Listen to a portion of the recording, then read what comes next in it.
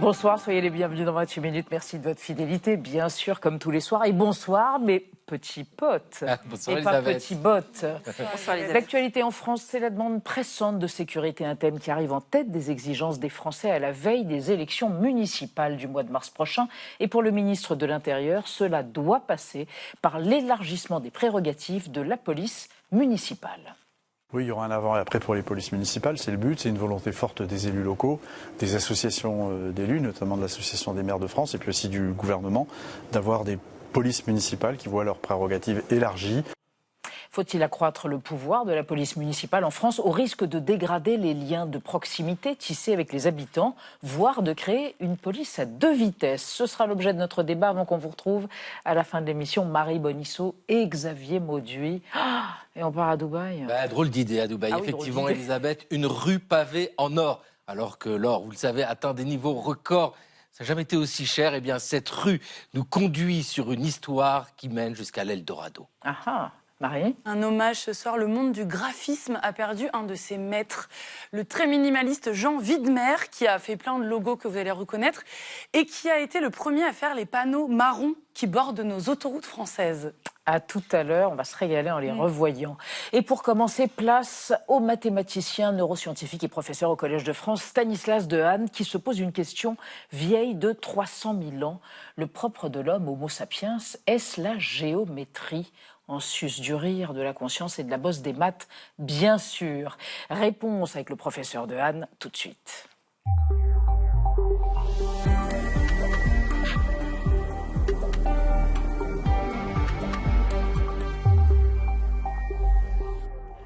Ah, je suis troublée, Stanislas Dehaene. Au moment de vous dire bonsoir, je vois votre cerveau délocalisé. Bon, je vous présente quand même Anna Ndiaye et Benjamin Sporton. Bonsoir. Dieu me tripote, c'est quoi ce truc? C'est une impression en 3D faite à Neurospin de mon cerveau sur la base d'une IRM. Voilà. Votre et cerveau? à taille réelle, c'est mon cerveau. C'est extraordinaire. Oui, il a quelque chose de plus que le nôtre, indubitablement. Pas tellement, et je suis là pour parler de l'universalité de notre cerveau. Absolument. Mais c'est vrai qu'il est gros comme tous les cerveaux de tous les êtres humains. Restez modeste, calmez-vous, Stanislas Dehaene. On vous reçoit à l'occasion de l'apparition chez Odile Jacob du rectangle de Lascaux, ce petit rectangle qui est là. Et d'ailleurs, avant qu'on évoque votre profil idéal avec Olivier Boucreux, si je vous montre ce rectangle, vous me dites quoi? Non seulement un beau rectangle, mais le nombre d'or. Eh ben voilà. Des proportions idéales. Et voilà. Presque. On en reparle, et on reparle de ce rectangle qui est une sorte d'universel pour le cerveau humain, la géométrie en somme, après votre profil réalisé donc par Olivier Boucreux. Stanislas Dehaene, vous êtes neuroscientifique, vous passez votre vie à faire fonctionner votre cerveau et à explorer le nôtre. Pour nous expliquer, entre autres, comment quelques neurones ont inventé les mathématiques, vous avez le profil idéal. Alors je compte 1, 2, 3, je baisse le troisième doigt, et qu'est-ce qui reste? 2 et 7, 27. D'accord? Ça marche à tous les coups. Fils d'un pédiatre et chercheur, vous grandissez à Roubaix dans les années 70. La science fait partie de votre décor. À 10 ans, vous voulez être inventeur. À 15, un neurone trône sur le mur de votre chambre. À 17, brillant élève en maths, vous quittez le Nord et entrez à Normal Sup. À 19 ans, vous rêvez d'intelligence artificielle. Vous découvrez le cerveau. La plus fascinante des machines existe déjà. Si on ouvre la tête, on découvre le cerveau, 1,3 kg de matière grise et de matière blanche qui constitue un superordinateur biologique. La rencontre avec le psychologue Jacques Meller, pionnier des sciences cognitives, puis avec le neurobiologiste Jean-Pierre Changeux, vous installe aux frontières des mathématiques et des neurosciences. À la fin des années 80, l'imagerie cérébrale ouvre un nouveau continent que vous explorez parmi les premiers. Pour vous, le cerveau n'est pas seulement un objet d'étude, mais une machine à apprendre. Lire, par exemple, n'est pas inné. Une zone visuelle conçue pour reconnaître des objets nous sert à déchiffrer les lettres, les mots, les phrases. Nous avons tous, quelque part, le même cerveau, la même architecture cérébrale, le même algorithme d'apprentissage qui va aller chercher les informations et les synthétiser dans des structures mentales que nous commençons seulement à comprendre au niveau cérébral. Professeur au Collège de France, vous défendez une idée simple, enseigner est une science. C'est cette exigence qui vous conduit à présider le Conseil scientifique de l'éducation nationale. Auteur de la bosse des maths et du code de la conscience, vous poursuivez une même quête, rendre visibles les lois du cerveau. Avec le rectangle rectangle de Lascaux, votre dernier ouvrage, vous remontez jusqu'aux origines des symboles, il y a 21 000 ans. Sous la peinture d'un cerf, un rectangle, un signe minimal mais décisif. Pour vous, ce rectangle révèle la naissance d'un langage géométrique. C'est là que commence la pensée symbolique. Ce qui nous rend humains, c'est notre capacité à fabriquer des symboles. Mais oui, Stanislas Dehaene, parce qu'on est des organismes, des êtres symboliques, c'est ça. Mais ça remonte à bien avant Lascaux. C'est le premier message du livre, c'est que c'est très ancien. Les êtres humains ont commencé à s'intéresser à la symétrie pratiquement il y a 1,8 million d'années. Et donc ça n'est pas seulement Homo sapiens, c'est Homo erectus. Et c'est toute la trajectoire récente de l'expansion de notre cerveau qui commence avec la sensibilité à la géométrie. Et la thèse du livre, c'est aussi, nous sommes tous des géomètres. Toutes les cultures humaines se ressemblent de ce point de vue-là. Toutes s'intéressent aux mêmes objets géométriques. Le parallélisme, l'angle droit, les droites, les cercles, les nombres, bien entendu, qui permettent de composer ces formes entre elles. Et j'ai une thèse très simple, c'est que l'origine de la singularité humaine, c'est du fait que les êtres humains sont très différents des autres primates, c'est la capacité de composition symbolique, de composer des symboles entre eux. Alors, si on n'était pas bon en géométrie à l'école, est-ce que ça dit quelque chose de notre cerveau, d'une carence, d'une défaillance ou pas? Mais non, parce que en réalité, nous partons tous avec les mêmes primitives. Nous avons tous ces capacités-là. D'ailleurs, garçons ou filles, la recherche montre extrêmement clairement que ces capacités sont présentes chez les deux. Par contre, évidemment, il y a une construction des mathématiques. Donc, nous ne sommes pas tous allés aussi loin dans la construction des mathématiques. Nous sommes tous capables de le faire, mais encore faut-il être exposés au concept avec des méthodes pédagogiques qui fonctionnent bien. Alors justement, parce que vous dites, les maths, c'est le nombre et l'espace, ça, on le possède tous, mais c'est l'enseignement qui pose parfois des problèmes. Et alors vous dites l'enseignement, notamment en maternelle et dans les petites classes en France, c'est trop abstrait. Il faudrait plus de concret. C'est la fameuse méthode de Singapour, alors avec des barres et des objets. Et à partir de là, on va petit à petit vers l'abstraction, c'est ça? Alors l'idée de singapourienne, mais en fait qui est issue d'une synthèse de réflexion pédagogique dans le monde entier dans les années 60-70, c'est passer du concret à l'imagé et à l'abstrait. Voilà, l'abstrait vient en dernier, les symboles viennent en dernier, ce qui n'est souvent pas le cas dans nos écoles. On compte trop, vous dites qu'il y a trop de comptage dans nos écoles. Absolument. Le comptage n'est pas l'essence des mathématiques du tout. L'essence des mathématiques, c'est les motifs. Voilà. Il faudrait que dès la maternelle, on travaille avec les motifs. Donc, par exemple, montrer qu'on peut faire 6 en faisant un rectangle de 3 fois 2, donc 3 rangées de 2, 2 rangées de 3. D'ailleurs, vous voyez, on comprend la commutativité. 3 fois 2, c'est pareil que 2 fois 3, simplement parce qu'on voit un rectangle. Voilà. Le rectangle est l'une des formes les plus simples et en même temps les plus productives des mathématiques. Stanislas Dehaene, comment vous expliquez qu'il y ait de grands mathématiciens en France? Il y a énormément de mathématiciens qui ont des prix prestigieux, etc. Et puis que le niveau des élèves, lorsqu'on évoque des classements PISA, par exemple, soit plutôt moyen. Comment vous expliquez ce différentiel? Évidemment, ce n'est pas la même génération. Et nous sommes un petit peu inquiets pour les générations suivantes. Vous voulez dire depuis une génération, ça se dégrade? Il y a une baisse vraiment du niveau français en mathématiques par rapport à d'autres pays de l'OCDE, qui est assez marquée, qui est de l'ordre de un demi-écart type tous les 10 ans. Donc ça commence à faire beaucoup, ça commence à faire que les bons élèves d'aujourd'hui sont au niveau des élèves moyens du passé. Mais c'est tout à fait redressable. Il y a des pays qui ont redressé la barre et je pense qu'on est en train de redresser la barre avec de bonnes méthodes pédagogiques. On n'a peut-être pas fait assez attention, par exemple, au fait qu'il y a un changement de programme pour le primaire en France, pour le premier degré. Et ce nouveau programme, il est beaucoup plus sérieux, beaucoup plus progressif. Moi, je crois beaucoup. Et il est en particulier fondé sur les graphiques. L'importance de la géométrie et des graphiques, c'est vraiment central pour la construction des mathématiques. C'est assez marrant de vous voir parler, la main posée sur votre cerveau. C'est assez dingue. Stanislas Dehaene, on va évoquer avec vous et avec Anna l'art et la géométrie à travers une exposition et quelqu'un que vous connaissez sans doute, il est exposé à la Monnaie de Paris. Oui, qui a dit que l'art et les mathématiques n'avaient pas grand-chose à voir ensemble. Alors certainement pas cet homme, Maurice Cornelis Escher, c'est un artiste néerlandais qu'on surnommait d'ailleurs le mathémagicien. Plus de 200 de ses dessins sont exposés actuellement à la Monnaie de Paris jusqu'au 1er mars et c'est donc l'occasion de découvrir son travail artistique mais surtout géométrique. Regardez, vous connaissez peut-être l'une de ses œuvres la plus célèbre, Relativity, ou bien le disque limite du cercle 3, ou encore cette très longue frise métamorphose métamorphose.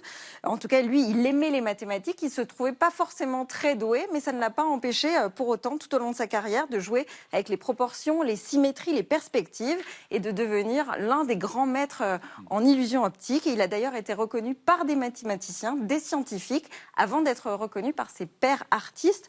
Alors vous qui avez étudié le cerveau, est-ce que quand on dessine et qu'on fait des maths, on active les mêmes zones de notre cerveau? C'est exactement la thèse de mon livre. Derrière les arts décoratifs, il y a des primitives géométriques. Toujours le parallélisme, les zigzags, la présence de triangles ou de rectangles, de pavages. Les Penrose a aidé Cornelius Escher à dessiner des pavages. Et ceci est absolument universel à travers notre espèce. Mais en même temps, il n'y a que notre espèce qui fait ça. Il n'y a pas d'autre espèce de primate qui fait ça. Et c'est ça qu'on cherche à expliquer. Qu'est-ce qu'il y a de spécial dans ce cerveau? Quelle est la singularité humaine? Musique et mathématiques, le zigzag. On va voir là quelque chose qui est reproduit dans votre livre, Stanislas Dehaene, la partition autographe du clavier bien tempéré de Bach. C'est un zigzag. Absolument. Et ça en dit long sur cette corrélation entre les deux. Alors à Neurospin, on a fait des expériences sur l'activation cérébrale quand on regarde des figures géométriques et quand on écoute de la musique structurée comme celle de Bach. Les structures se ressemblent énormément. D'ailleurs, c'est Leibniz qui avait dit « La musique est un exercice d'arithmétique cachée d'un cerveau qui ne sait pas qu'il est en train de compter ». L'arithmétique et la géométrie sont omniprésents dans la musique et nous trouvons que ce sont des structures cérébrales qui sont très proches, sinon identiques, qui représentent les deux. C'est le même langage de l'esprit en quelque sorte. Dites-vous disqualifier quand même assez vite l'intelligence artificielle. Vous dites que les dessins des enfants ne sont que géométrie. L'IA est battue par un enfant de 3 ans. Est-ce que vous n'allez pas vite en besogne? Le problème avec l'intelligence artificielle, c'est que ça bouge vite. Mais actuellement, les réseaux qu'on appelle de langage ne traitent pas bien le langage de la géométrie. Ils sont excellents pour le langage parlé écrit, on le sait tous, mais ils n'ont pas derrière cette vision intérieure que nous avons. Nous sommes capables de fermer les yeux et de voir une sphère, de voir un triangle, de voir un rectangle. Ils n'ont pas ça, en tout cas pour la plupart d'entre eux. Et honnêtement, vous pouvez les faire dérailler assez facilement. Vous leur demandez par exemple de dessiner, j'espère que ça marche encore, mais dessiner un cercle avec 3 droites tangentes. Vous les voyez? Il faut que vous les voyez bien. Oui, je les vois bien. C'est pas très difficile quand même, non? Ça va? Très facile. Pour une intelligence artificielle, c'est la cata. L'instruction de l'IA l'autre jour, c'était prenez le cercle et faites passer la première droite par le centre du cercle. C'est la droite tangente. Et donc, tout le monde voit que c'est faux. Et donc ça ne marche pas.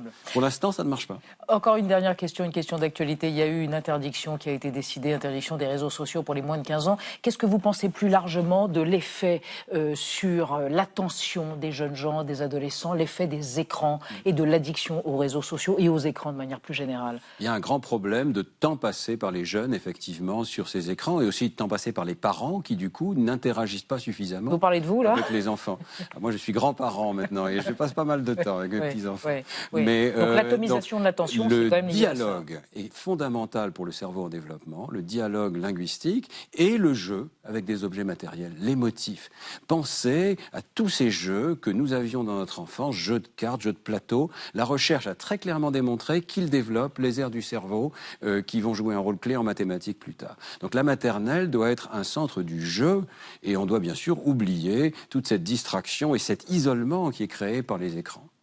Merci, grand-père Dehaene. Le rectangle de Lascaux, passionnant, aux éditions Odile Jacob. Vous repartez avec votre cerveau, vous nous laissez... non, je l'emmène, j'en ai qu'un pour l'instant. Laissez-le nous, s'il vous plaît. Merci infiniment d'être venu dans 28 minutes. On va passer à notre débat autour du projet de loi examiné en ce moment par le Sénat pendant plusieurs jours. Un projet de loi destiné à muscler les prérogatives de la police municipale. Est-ce la solution pour lutter contre l'insécurité? Les policiers municipaux doivent-ils porter des armes, dresser des amendes forfaitaires délictuelles, par exemple? Y aurait-il un risque de confusion entre mission régalienne de la police nationale et les missions qui seraient celles de la police municipale? On en débat après la mise au point de Sandrine Le Calvez.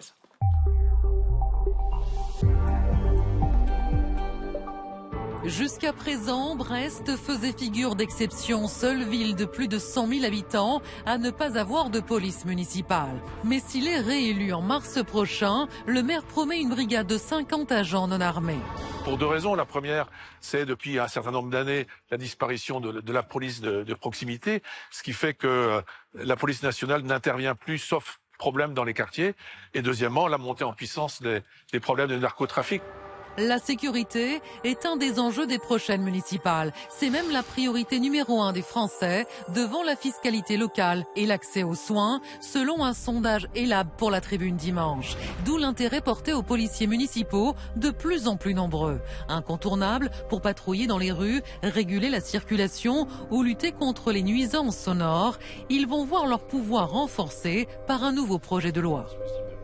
Oui, il y aura un avant et après pour les polices municipales, c'est le but, c'est une volonté forte des élus locaux et puis aussi du gouvernement d'avoir des polices municipales qui voient leurs prérogatives élargies sur des délits qui empoisonnent la vie de nos concitoyens. Le texte examiné depuis hier au Sénat prévoit l'autorisation d'établir des amendes forfaitaires délictuelles, des AFD, pour l'usage de stupéfiants, la conduite sans permis ou le port d'armes blanches. Mais cette extension de compétences inquiète la défenseure des droits. La défenseure des droits met en garde contre un glissement des missions régaliennes de police judiciaire vers des forces locales susceptibles d'affaiblir les garanties procédurales.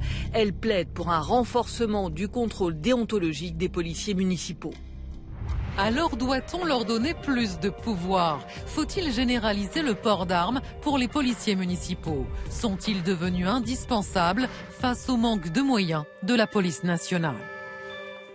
Nos trois invités, Garlov Yokota, bonsoir. Vous êtes directeur d'une police municipale dans le Val d'Oise et vous êtes président de l'Association nationale des cadres territoriaux de la sécurité, l'ANCTS. Vous considérez que la société française a rendu la police municipale indispensable car des missions dévolues à la police nationale ne sont pas ou ne sont plus effectuées.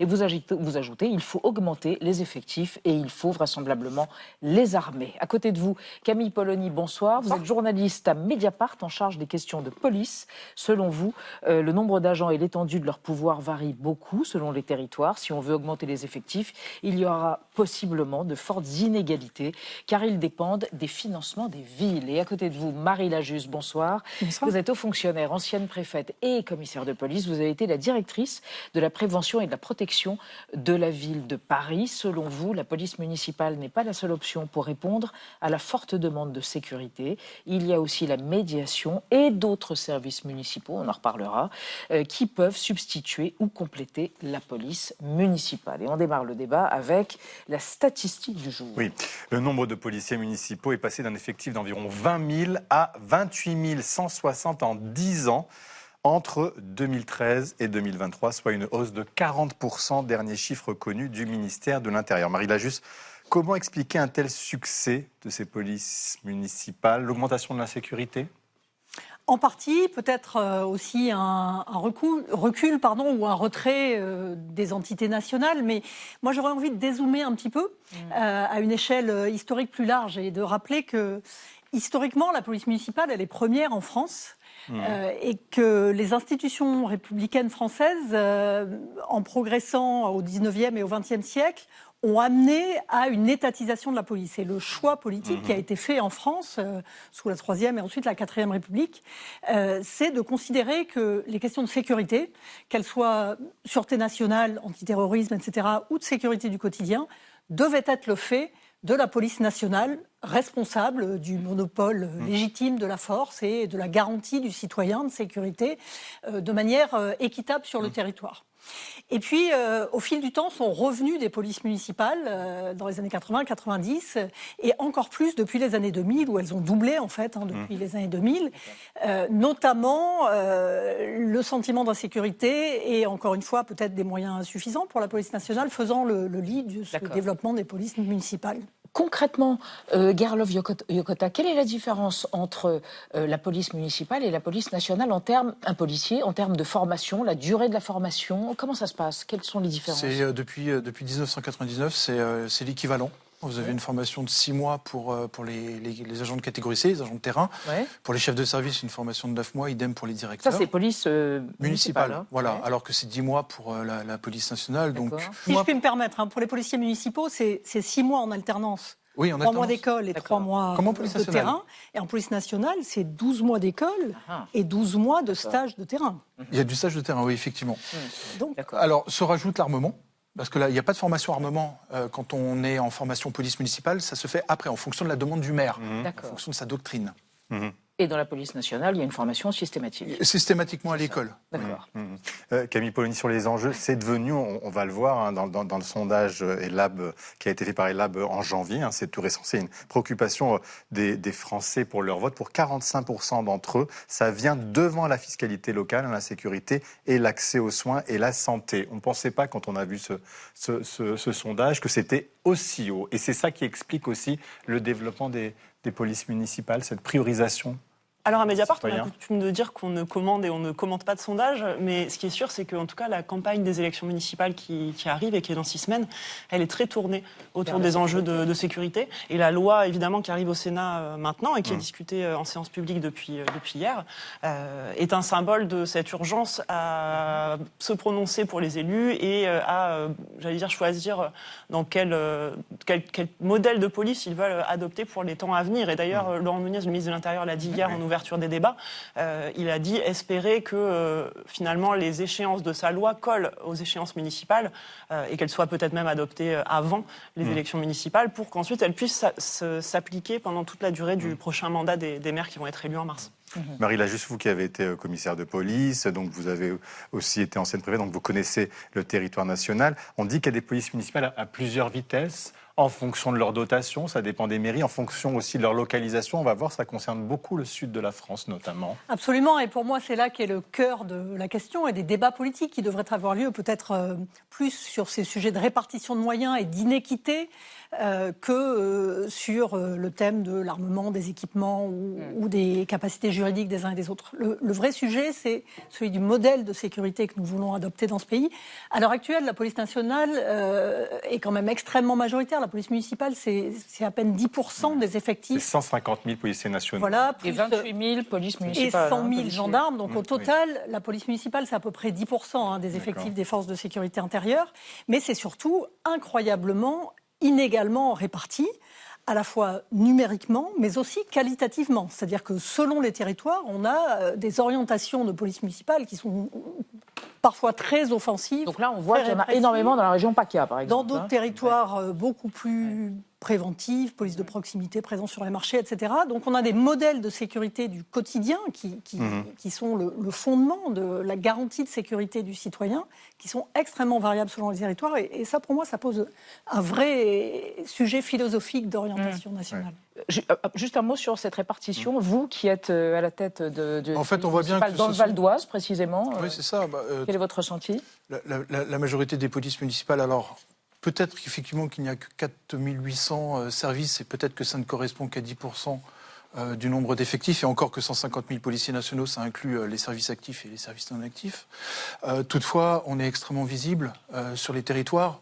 Les policiers municipaux sont pleinement reconnus par la population et on ne peut pas dire qu'ils ne soient pas proactifs sur le terrain. Contrairement à ce que j'entends moi par rapport à la police nationale ou à la gendarmerie aujourd'hui. Alors, on va évoquer cette notion d'étendre les prérogatives de la police municipale et on va se concentrer avec vous, Anna, sur l'extension des AFD, comme on dit, les amendes forfaitaires délictuelles. Oui, jusqu'à présent, un policier municipal n'avait pas de compétences judiciaires, ce qui ne lui permettait ni de constater ni de verbaliser des infractions. Et c'est précisément ce que le projet de loi veut changer.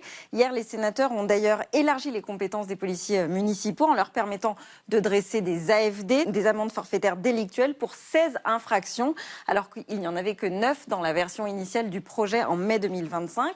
Et donc, si ce texte est adopté, la police municipale pourra donc verbaliser, entre autres, l'occupation de halls d'immeubles, les outrages sexistes et sexuels, le port d'armes blanches ou encore l'usage de stupéfiants. Ces contraventions, elles ne pourront être relevées qu'en cas de flagrance, ce qui pour le moment exclurait les rodéos urbains ou la vente illicite de tabac qui nécessite souvent des enquêtes plus approfondies. Et à ce stade, les policiers municipaux n'ont pas de pouvoir d'enquête. Toujours est-il que la défenseure des droits Claire Hédon a exprimé ses réserves, car pour elle, c'est une manière de prononcer des peines de plus en plus lourde sans avoir à passer devant un juge. Et elle dénonce aussi une absence de contrôle. Gerlove Yokota, est-ce que vous entendez, est-ce que vous comprenez sa réserve et est-ce que vous pensez qu'il y a un risque de dérive ? Alors elle est dans son rôle, de toute façon, dès lors qu'il y a un texte pour améliorer le quotidien des policiers, elle est est contre, en fait. J'ai lu effectivement son rapport qui va pas dans le sens de l'histoire, enfin, qui va pas dans le sens du pragmatisme de ce qu'on vit aujourd'hui. Donc, je suis absolument pas d'accord. Évidemment, non, il y aura pas de dérive parce qu'on est parfaitement bien encadré.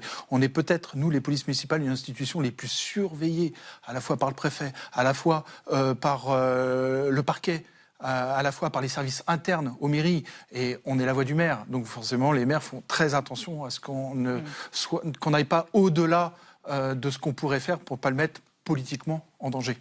Camille Poni, c'est vrai que les maires n'ont pas intérêt à ce qu'il y ait de dérive ou de dérapage. Donc quelque part, on se dit, voilà une police municipale qui est en phase plus avec les habitants et qui fait attention au quotidien. Alors les maires n'ont aucun intérêt effectivement à ce qu'il y ait des dérapages, mais pour autant il y en a, et on est amené en tant que journaliste à en traiter régulièrement, puisque les affaires de violence par exemple, les affaires de faux ou les affaires de propos très déplacés, donc on va dire les affaires de déontologie, peuvent toucher aussi bien des polices municipales que des services de police nationale. Donc la différence avec les polices, la police nationale et la gendarmerie, c'est évidemment la faiblesse du contrôle externe. C'est-à-dire, comme le disait M. Yokota, on est la voix du maire. Bah oui, le maire peut faire un audit de sa police municipale, il peut sanctionner des comportements qui seraient déviants, inappropriés sur le plan administratif. En revanche, il n'a pas l'indépendance d'une inspection telle que celle de l'inspection générale de la police nationale ou de la gendarmerie, qui sont par ailleurs critiquées pour leur absence d'indépendance statutaire, mais qui ont au moins le mérite d'exister. Il n'y a pas une telle inspection qui existerait pour les services de police municipale. Et c'est d'ailleurs l'un des enjeux qui est rappelé par le Conseil d'État en amont du projet de loi, c'est de dire attention, la Cour des comptes a déjà alerté en 2011, elle a déjà alerté en 2020 sur la faiblesse du contrôle externe et déontologique des agents de police municipale. Là-dessus, le projet de loi a un petit volet qui est prévu notamment d'attribuer un numéro RIO. Vous connaissez le numéro RIO pour les policiers et gendarmes. C'est le matricule qui est apparent normalement sur l'uniforme des policiers et gendarmes et qui serait désormais également imposé aux policiers municipaux, avec les réserves que l'on connaît, c'est-à-dire que parfois ces agents ne portent pas les numéros qui leur sont imposés. Mais Marie Lajusse, est-ce que vous partagez cette crainte vraiment que des policiers municipaux deviennent des shérifs? Parce que, à la limite, ils peuvent venir en complément de la police nationale. Et on se dit aussi, on va leur donner la possibilité d'utiliser des drones de surveillance. Bon, ça a été fait à Paris pendant les Jeux Olympiques. Voilà, on se dit, où est le problème, quoi? Moi, je suis absolument convaincue, comme M. Yokota, de l'intention de l'ensemble des polices municipales de venir au service de leurs concitoyens, d'apporter un niveau de sécurité complémentaire. Mais je pense différemment de M. Yokota du sens de l'histoire. Je pense que l'évolution en France a été celle d'une centralisation et d'un accroissement des contrôles, des organes de contrôle, de plus en plus indépendants. Sans doute ne le sont-ils pas suffisamment, notamment pour la police nationale et la gendarmerie nationale, mais c'est quand même ça le sens de la civilisation, c'est-à-dire lutter contre l'émiettement de forces locales en matière de sécurité pour avoir une forme de norme et d'équité. Il n'y en a pas assez de contrôle avec pour vous avec sur les municipales. une garantie de formation. J'y reviens un instant. La formation des policiers municipaux s'est améliorée, mais elle est encore assez éloignée. Le niveau de recrutement est beaucoup plus faible que celui des policiers nationaux. En tout cas, le niveau requis. Le niveau requis, c'est un niveau bac. Je suis pas du tout d'accord avec vous, parce qu'aujourd'hui, c'est plus difficile de devenir policier municipal en passant le concours qu'avec une note de 8 sur 20 aujourd'hui pour passer en police municipale. En tout cas, l'exigence minimale n'est pas la même. C'est un niveau bac, par exemple, pour les policiers nationaux. C'est un niveau CAP pour la police municipale. Bien sûr, il y a des gens qui sont très qualifiés, dans les deux corps d'ailleurs. Mais en tout cas, les exigences requises sont moindres. Et je pense que c'est une forme de substitution à une exigence de qualité et d'harmonisation que doit normalement assurer un service national. Alors ça fonctionnait en tout cas depuis la loi 99 avec une très forte complémentarité, mais tant que la répartition était assez claire entre des compétences différentes. Moi, ce qui m'apparaît hautement problématique aujourd'hui, c'est le fait que le gouvernement, dans ce projet de loi, par exemple, ne précise en rien quelles sont les frontières de compétences entre les uns et les autres. Et on a le sentiment qu'il y a un glissement vers une substitution possible entre entités nationales et police municipale. On va vous proposer une archive. L'un des enjeux des élections municipales, c'est cette notion d'armement. Et il y a eu un tournant en France, c'était en 2015, après l'assassinat d'une policière à Montrouge. Regardez. Cela ressemble aux entraînements de la police nationale. Et pourtant, en Ile-de-France, plusieurs unités de police municipale sont d'ores et déjà armées de revolvers. Depuis les attentats du mois de janvier, la polémique enfle. Faut-il armer tous les policiers municipaux dans la région ? Non, répond le maire de Montrouge. Pourtant, c'est ici que le 8 janvier dernier, la policière Clarissa Jean-Philippe a été assassinée par Amédi Koulibaly. Elle avait été appelée pour un simple accident de la circulation, mais reçoit plusieurs balles dans le dos. Un autre agent de la voirie est grièvement blessé. Camille Polony, 2015, ça a été un point de bascule dans l'armement des polices municipales. Aujourd'hui, 58% d'entre elles détiennent des armes létales, c'est-à-dire qu'ils peuvent tuer. Est-ce que ça a été un point de bascule, ça ? Oui, ça a été un point de bascule, mais je pense pour toute la société française, parce que ce sont des attentats très meurtriers qui ont frappé la France à plusieurs reprises, en 2015, 2016 et même après. Donc effectivement, l'armement des polices municipales était déjà en plein développement à cette époque-là, mais il y a une bascule supplémentaire qui s'est produite à cette époque. Mais Marie-Lagius, on peut l'entendre, cet armement, ou pas ? Absolument. Moi, je pense que la revendication d'un certain nombre de policiers municipaux qui exercent dans des conditions difficiles, qui exercent la nuit pour certains d'entre eux, dans des quartiers dans lesquels sont commis des actes de grande violence, elle est légitime. Mais je pense que la vraie question, ça n'est sans doute pas celle-là, c'est plutôt celle de savoir si nous avons vocation à tous bénéficier du même niveau et du même service de sécurité du quotidien. Or, derrière la loi qui est proposée aujourd'hui, il y a, à mon sens, un glissement vers une remise en cause de ce modèle d'équité républicaine face à la sécurité pour nos concitoyens, vers une forme d'émiettement ou d'archipélisation de la sécurité de nos concitoyens. Sur l'armement, Pierre Le Vieux-Cotin. Vous parlez de différenciation territoriale. Oui. Aujourd'hui, on en a parlé tout à l'heure, les communes, les collectivités ont la possibilité de percevoir des subventions. Il y a aussi la péréquation qui existe entre les communes d'une même intercommunalité. Aujourd'hui, vous avez même la région qui s'y met. Je pense que c'est pas le prix que coûte une arme à feu. Alors la formation, elle est là, elle est payante, hein, c'est le CNFPT qui la dispense. Mais non, c'est plus du tout un argument. L'armement peut être parfaitement généralisé auprès de tous les policiers. D'ailleurs, nous on appelle à ce que tous les policiers soient armés, parce que quand on porte le mot police dans le dos, on est une cible. On est carrément une cible. Et quelle que soit si vous êtes armé, vous n'êtes pas davantage une cible pour vous ? Non, au contraire, ça dissuade. Camille Polony, justement... Un petit point sur l'armement. Vous dites que c'est un argument RH. C'est devenu un outil de recrutement, en fait. Argument RH pour le recruter. Il est très difficile aujourd'hui pour une police municipale de recruter des agents si elle ne propose pas aux agents un armement conséquent, surtout si les communes voisines du même département dans lesquelles pourraient être recrutés des policiers municipaux, puisque globalement le recrutement est en plein essor. Hein, donc les policiers municipaux ont le choix de la ville dans laquelle ils vont travailler. Ils peuvent aussi beaucoup plus facilement que des policiers nationaux retourner dans leur région d'origine, par exemple. Donc c'est un argument de poids, l'armement ou pas l'armement, l'équipement... Armement létal, on parle d'armes létales, on parle pas de taser. De toute façon, aujourd'hui, plus de la moitié des policiers municipaux sont armés de pistolets. Donc c'est évidemment un argument de recrutement pour les communes de proposer cela. En tous les cas, cette police municipale elle a beaucoup moins de couleurs politiques aujourd'hui. Des villes de gauche n'en font plus un tabou, même armées. Écoutez Luc Carvounas, maire socialiste d'Alfortville. La police municipale est armée, a des caméras piétons, des formations, parce que ne pas armer sa police municipale, c'est mettre en danger son fonctionnaire. Parce que le fou dingue dans la rue, ou le terroriste, il ne va pas faire le distinguo entre un policier national et un policier municipal. Et ça, c'est... Marie-Lagius, en même temps, les mêmes disaient il y a quelque temps, c'est parce qu'il n'y a plus de police de proximité et d'îlotier qu'on en arrive à cela. Que j'évoquais tout à l'heure, c'est-à-dire qu'il existe sans doute une forme de retrait du contact du quotidien, de la présence de voix publique des policiers îlotiers qu'on a connus à une certaine époque. Donc des policiers nationaux. Qui fait aussi le lit de ce développement des polices municipales. Je crois qu'on peut imaginer des fonctionnements un peu différents dans lesquels la police nationale, qui est toujours en charge du service d'urgence, le 17 police secours, c'est toujours la police nationale et la gendarmerie nationale. Hein, c'est quand même elle qui est le plus présente pour répondre à l'urgence. Elle mériterait d'être sans doute plus présente sur la voie publique. Mais c'est-à-dire, vous dites des médiateurs, mais c'est vrai, quand on dit vous prononcez le mot de médiation, on dit qu'il faut des médiateurs.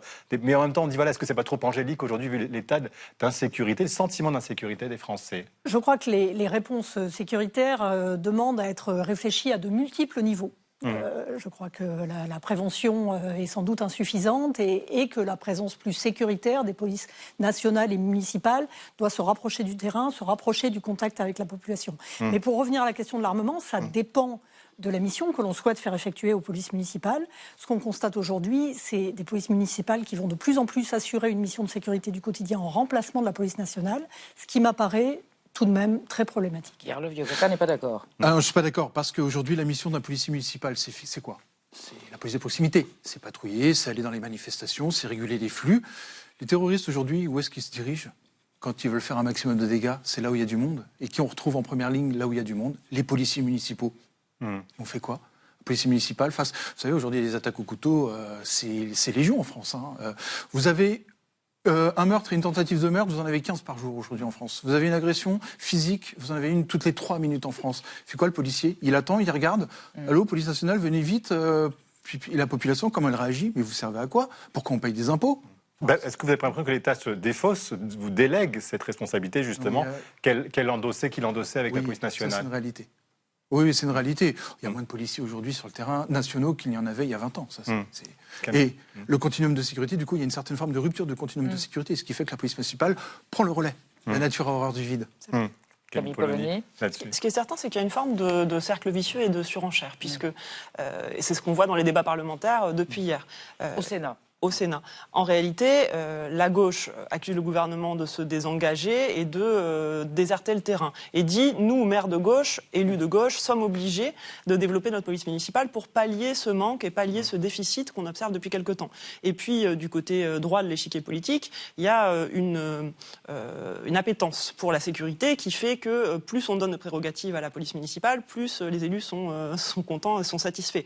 Donc finalement, on en arrive à des situations dans lesquelles les sénateurs sont en train de permettre aux policiers municipaux, au-delà de ce qu'avait prévu le texte initial, d'effectuer par exemple des contrôles d'identité dans certains cas, alors que ça a déjà été une mesure censurée par le Conseil constitutionnel, et que finalement on se retrouve à dépasser des bornes qui ont été franchies auparavant, que le Conseil constitutionnel a essayé de remettre au milieu du village, j'allais dire, et qui reviennent toujours dans le débat politique. Donc finalement on est dans un effet de cliquet et de surenchère qui devient un peu impossible à contrôler.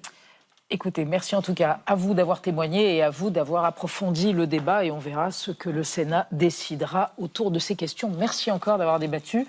On va rester dans l'actualité, mais vu par Xavier Mauduit et Marie Bonisseau, la première rue pavée en or massif va être inaugurée à Dubaï, le havre des shoppers, des narcos et des cryptos.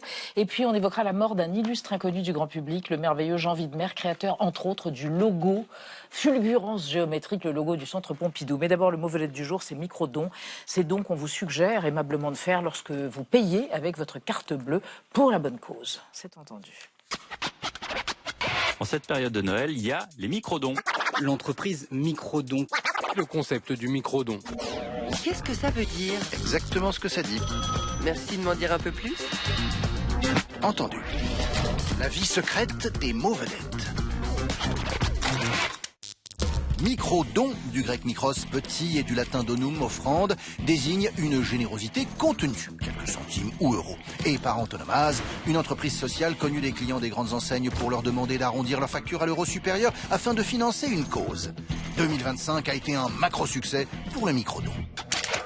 Pour l'éducation des filles dans le monde, la formation de chiens d'aveugles, la lutte contre la grande précarité ou la maladie de Charcot, il suffit d'appuyer sur le bouton vert du TPE et la cuenta est gonflée d'un microdon de quelques centimes qui abonderont un compte à part, transféré à la société Microdon puis aux assos, amputé de 10% de com.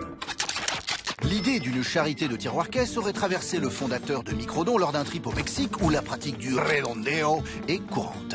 Au départ, en 2009, il s'agissait d'une carte avec code-barre permettant de donner 2 euros au passage en caisse. La technique, désormais au point, a permis de récolter 16 millions en 2024. 40 centimes par microdon. Cet arrondi solidaire en caisse, il existe aussi sur salaire et sur achat en ligne, bénéficie à une association choisie par le commerçant puis validée par Microdon, filiale de la Banque Postale, qui revendique une lucrativité limitée. 57,5% des excédents sont impartageables avec les actionnaires et l'échelle des salaires est limitée de 1 à 5. Encore modeste par les sommes collectées, le microdon rajeunit le charitable. Les 15-35 sont 5,5% des donateurs, mais 35% des micro-donateurs. Et révèle au monde que si 8% des passages en caisse en France occasionnent un don, la région numéro 1 sur le microdon, 14%, est Corse. En Corse, les oursins sont dans les criques, pas dans les poches. Et alors ? Merci Thibonot. Marie Bonisseau et Xavier Mauduit, vos cerveaux sont dans vos têtes. Oui. Contrairement à d'autres fabuleux pas sur premiers la table. invités. Oui. Cher Xavier, le cours de l'or atteint des niveaux records. On en a parlé la semaine dernière. Dubaï annonce la construction, ça va être minimaliste, une rue pavée d'or pour attirer les touristes. Oui. Ça va être bien. Et vous avez une histoire pavée d'or, évidemment. Eh ben, on va Copieur. faire ça. Écoutez, Elisabeth, c'est en 1295 que le Vénitien Marco Polo est de retour à Venise, après son incroyable voyage qu'il a conduit en Asie. 24 ans de voyage quand même, et il a passé 17 ans à la cour de Kubilai Khan, l'empereur de Chine. Et vous savez qu'il raconte tout cela dans un ouvrage, Le Devisement du monde, on le connaît en France sous le nom du Livre des Merveilles, un ouvrage mais qui ruisselle de trésors d'informations, et notamment autour de l'île de Cipango, c'est-à-dire le Japon. Alors, il rapporte ce qu'on lui a dit, parce que Marco Polo n'y a jamais été. Et ce qu'on lui a dit, c'est qu'il y a de l'or partout là-bas, mais de l'or à ne savoir qu'en faire. Le palais du souverain est couvert d'or, comme en Europe, les églises sont couvertes de plomb. Vous avez de l'or dans les salles, dans les chambres, c'est pavé, et puis bonne épaisseur, hein, avec de l'or sur les murs, les fenêtres partout, de l'or fin, il y a de l'or partout. C'est exagéré. Monsignor. Marco Polo est un marchand, donc il connaît très bien ce que vaut l'or. Et puis, c'est aussi très bien parler à ses contemporains, évoquer ce qui plaît beaucoup. Alors, vous savez, une des hypothèses qui est avancée pour expliquer pourquoi il a été tant fasciné par tout ce qu'il a vu en or, des cités d'or qui lui ont tapé dans l'œil, eh bien, c'est parce que vous avez en Asie toutes ces pagodes, tous ces temples qui sont effectivement en or, et c'est éblouissant. Marco Polo, lui, écrit au XIIIe siècle, mais on sait bien que ce qu'il a pu rapporter a des effets longtemps après, et encore au XVe siècle, Christophe Colomb lit Marco Polo. Et vous savez comment c'est, hein, dans la volonté de rejoindre l'Asie, enfin les Indes, par l'Ouest, et voilà, il y a cette volonté de trouver des épices, de trouver de l'or, sauf que, qu'est-ce que c'est que ça ? C'est l'Amérique. On ne le sait pas encore, mais c'est ici que se construit le mythe de l'Eldorado, qui trouve donc ses origines chez Marco Polo. On croit à ce moment-là qu'on est encore en Inde. Mais ce qui est fascinant avec ce mythe de l'Eldorado, c'est que l'histoire du mythe elle-même contient un message. C'est-à-dire que l'Eldorado, on ne le trouve pas, on ne sait pas où il est. Et dès lors, ça devient le symbole d'une quête impossible, mais une quête cupide, vénale, une quête d'accaparement. Il faut être prêt à tout, d'ailleurs, tous les dangers, mais aussi abandonner toute morale. On a vu ce qu'ont pu faire les conquistadors. Et donc, on a, avec l'accumulation de l'or, quelque chose de grandiose quand c'est lié à la sacralité, quand c'est lié à la dévotion, quand c'est lié aussi aux faces du pouvoir, à la puissance. Alors, quand c'est lié au commerce, au bling-bling, je fais des photos, c'est autre chose. Là, on est plutôt du côté du tape à l'œil ou du tintamarre, là où le silence aurait toute sa place, ce qui serait logique d'ailleurs, car le silence est d'or. Oh. Merci Mauduit. Marie, figure majeure du design graphique, s'est éteinte lundi dans un relatif silence. Il s'appelait Jean Widmer, il avait 96 ans au moment de sa mort, franco-suisse, et tout le monde connaît ses formes. Illustre inconnu, quoi. Mais oui, et moi c'est ce qui me touche beaucoup dans le travail de ce monsieur, c'est qu'on a toutes et tous croisé des dizaines de fois ses œuvres, mais sans connaître son nom. Son nom, Jean Widmer, né en Suisse, qui a étudié à Zurich dans la fin des années 40, c'est la fameuse école suisse de graphisme qui va totalement ringardiser les arts déco français. Il vient s'installer définitivement à Paris dans les années 50. Il dit qu'il y a du boulot parce qu'on est très en retard. Et lui, donc, son rôle, c'est de nous aiguiller dans les labyrinthes, dans les lieux où l'on se croise, dans les musées, dans les aéroports, sur les routes. Pour ça, Jean Widmer, il crée des panneaux, des signalétiques qu'il veut sans chichi, épuré, fonctionnel, comme il dit, mais quand même, et c'est là le défi, avec une identité forte qui nous permet, en un clin d'œil, de reconnaître le lieu dans lequel on est en train de errer. Il y a un super exemple, je ne peux pas tout vous montrer, tout ce qu'il a fait, mais son exemple, c'est l'exemple que j'adore, c'est son travail sur les autoroutes de France. On est dans les années 70, on construit des routes à tout va, et les sociétés d'autoroutes, à commencer par celle du Sud, veulent rajouter des panneaux touristiques et culturels qui vont se rajouter aux panneaux traditionnels rouge et blanc du code de la route. Pourquoi ? Parce que d'abord, on veut inciter la petite R5 en goguette à faire du tourisme, à faire un petit détour, à s'autoriser à aller voir un site d'intérêt local. Et puis aussi, pour éviter, grâce à ces panneaux, que la R5, que celui ou celle qui est au volant, roupille. Parce qu'une autoroute, c'est monotone. Et puis aussi, enfin, ces panneaux permettent d'éviter le côté américain, donc que la route se transforme en forêt de publicité. Alors, Jean Widmer, il va inventer le premier, les fameux panneaux couleur terre, vous savez, marron qu'on voit encore. et avec ses collaborateurs de visual design, qui est son atelier. Agence. Ouais, il part prendre des dizaines de monuments français en photo. Quand il peut pas aller les prendre en photo, il se fait envoyer des cartes postales. Et pour chacun, il va les redessiner. Et à chaque fois qu'il redessine, il enlève des traits, il simplifie, il épure à la ligne pour essayer de transformer ces monuments en signes. Donc regardez, vous voyez, il n'y a pas de relief, c'est de la 2D. On veut en fait créer des sortes de hiéroglyphes modernes, ultra simples, parce que la petite R5, elle a que 3 secondes pour voir son panneau. Pourquoi elle est sur l'autoroute? Elle est à 130 km/h. Oh, et encore, la petite R5, moins que ça même. Voilà, plutôt 90. Voilà, 4 secondes pour voir le panneau. Ah bah et oui, alors la au vie est total, douce. donc, Widmer et ses collègues, ils vont créer près de 550 pictogrammes. Je trouve ça fascinant parce que ça fait comme un imagier du patrimoine français. Il y a Bientôt de le livre. tout. Ça va des castors de la vallée de la Bièvre qu'on pouvait croiser à l'époque à la cité de Carcassonne. Ça, c'était son pictogramme qu'il estimait être son chef-d'œuvre. Et alors, autre idée de génie qu'il a pour pas qu'on s'endorme au volant, il crée des énigmes au bord de la route. D'abord, il vous met le panneau où vous voyez le pictogramme. Vous dites, c'est quoi ce château? Et 200 mètres plus loin, il met la réponse. Il écrit Carcassonne, cité médiévale. Alors là, dans la R5, on s'amuse énormément. Voilà. On y est. C'est le Centre Pompidou qui a annoncé lundi la mort de Jean Widmer, parce que le logo du Centre Pompidou, il est aussi de lui. Et regardez, maintenant que vous avez compris son travail, c'est exactement la même idée que les panneaux marrons. On crée un pictogramme, il y a 5 lignes de diagonale, on sait exactement de quoi il s'agit. C'est ce logo qui va rendre Jean Widmer célèbre dans le monde entier. Il est encore utilisé par le Centre Pompidou aujourd'hui, alors que, faut quand même le dire, les panneaux marrons, eux, ils ont quasiment tous disparu. Il n'a pas vraiment fait école, puisque dans les années 80, on a radicalement changé de style. C'est beaucoup plus réaliste, c'est illustratif. Rien à voir. Il en reste quelques-uns sur les routes. Et je pense qu'après cette chronique, on va tous essayer de... Non, mais c'est surtout qu'il va y avoir un livre et vous allez faire la préface, le livre des vies de merveille. Merci Marie, merci à tous, à demain 20h05. Tchuss.